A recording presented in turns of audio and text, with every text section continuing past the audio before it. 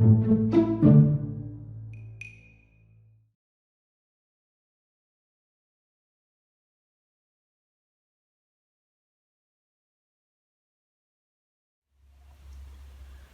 vez que ya aprendimos los principales mecanismos de homeostasis, ahora vamos a empezar a estudiar los sentidos. Nosotros vimos que en nuestro modelo estímulo, procesamiento, respuesta que vamos a usar todo el año, los receptores son las células u órganos encargados de captar estímulos. Estos receptores en nuestro organismo pueden ser básicamente de dos tipos. Pueden ser exteroceptores o pueden ser interoceptores. ¿En qué se diferencian? Los exteroceptores captan estímulos que provienen del exterior del organismo y los interoceptores captan estímulos que provienen del interior del organismo. Si bien la homeostasis se mantiene con ambos, principalmente en la homeostasis participan los interoceptores porque es buscar el equilibrio interno de nuestro organismo. Los sentidos nos permiten captar estímulos del entorno y van a utilizar básicamente a los exteroceptores.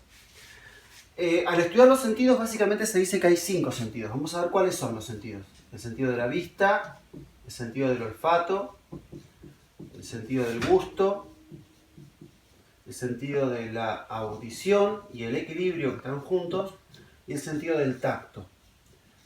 No es verdad que son estos los únicos sentidos que hay, tenemos mucho más sentidos, pero vamos a empezar viendo estos que son los 5 sentidos primarios. En todos estos casos, tanto en la vista, como en el olfato, como en el gusto, como en la audición y como en el tacto, estamos utilizando exteroceptores, receptores que captan estímulos del entorno externo a nuestro organismo. Además de clasificarlos como exteroceptores, que esa clasificación tiene que ver con cuál es el origen del estímulo, también lo podemos clasificar de acuerdo a cuál es la calidad del estímulo. Y de ese modo vamos a tener que en el sentido de la vista, ¿qué capto cuando estoy viendo? Luz. Se llaman fotorreceptores.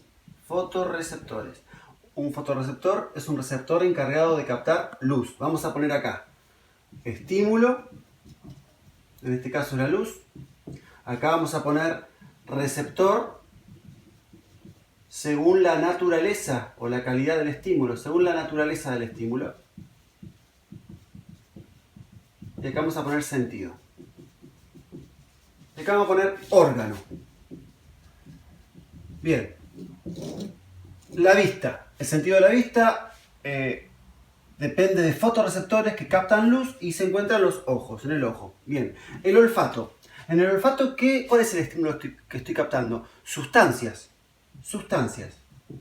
De hecho, es el mismo estímulo que capto con el gusto. Por eso cuando uno está resfriado y tiene la nariz tapada no siente bien el gusto a las cosas.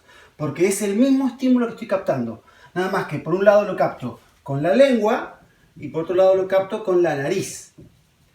En este caso, en el olfato, son las sustancias volátiles de lo que estoy olfateando, oliendo. Y en el caso del gusto son las sustancias ya sólidas o líquidas de la sustancia.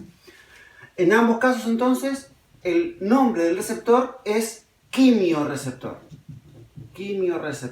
Un quimiorreceptor es un receptor especializado en captar sustancias.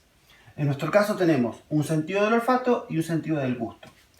Y nos quedan los últimos 2 receptores de los 5 clásicos.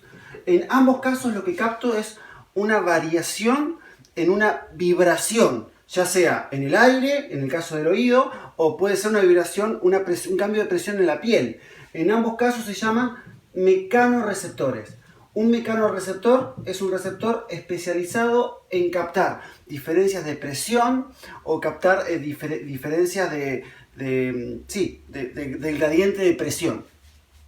En el caso de la audición lo tengo en el oído y en el caso del tacto lo tengo en la piel. Y acá el estímulo vamos a poner, en el caso de la audición, vibración del aire, y en el caso del tacto vamos a poner presión.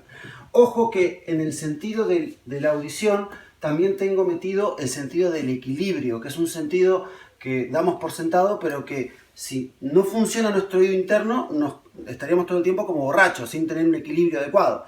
Así que el equilibrio de que saber dónde está arriba y dónde está abajo, también depende del oído. Este es un paneo general de los 5 sentidos. En los sucesivos videos vamos a ir viendo uno por uno. A estudiar.